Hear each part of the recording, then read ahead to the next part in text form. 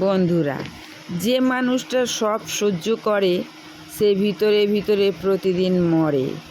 মানুষ একা হলে তার আসল যন্ত্রণাগুলো জেগে ওঠে। অন্যের কান্না কেউ বোঝে না, কারণ সবাই নিজের কষ্ট নিয়েই ব্যস্ত। চুপ থাকা মানুষগুলোর গল্প সবচেয়ে বেশি কষ্টে লেখা হয়।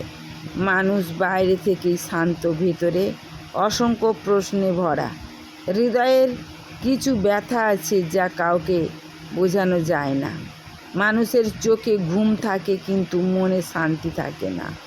অন্যকে বিচার করতে গিয়ে মানুষ নিজের মানবতাই হারিয়ে ফেলে। যে মানুষটা সবচেয়ে শক্ত থাকার চেষ্টা করে সেই সবচেয়ে বেশি ভেঙে পড়ে।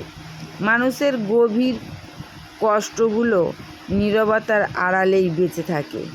সবাই নিজের ব্যথা লুকিয়ে রাখে কারণ পৃথিবী দুর্বলতা দেখতে ভালোবাসে না। কিছু কান্না আছে যা শুধু রাত আর বালিশ জানে। মানুষের ভিতরের যুদ্ধ বাইরের পৃথিবীর কখনো বুঝতে পারে না। যে হৃদয়টা বেশি ভালোবাসে সেই হৃদয়টাই বেশি কষ্ট পায়। অন্যের জীবন নিয়ে সমালোচনা করা সহজ, কিন্তু নিজের ভাঙা মন সামলানো কঠিন।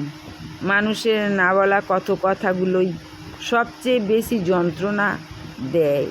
হাসির আড়ালে লুকিয়ে থাকা কান্না সবচেয়ে নিঃশব্দ ব্যথা। মানুষের সব হারিয়ে ফেলেও বেঁচে থাকে কারণ জীবন থেমে থাকে না। প্রত্যেকটা মানুষের বুকের ভিতর একটা অন্ধকার ঘর আছে যেখানে সে একা কাঁদে। মানুষকে বিচার করার আগে একবার তার নীরব যন্ত্রণার গল্প শুনে নিন। ধন্যবাদ।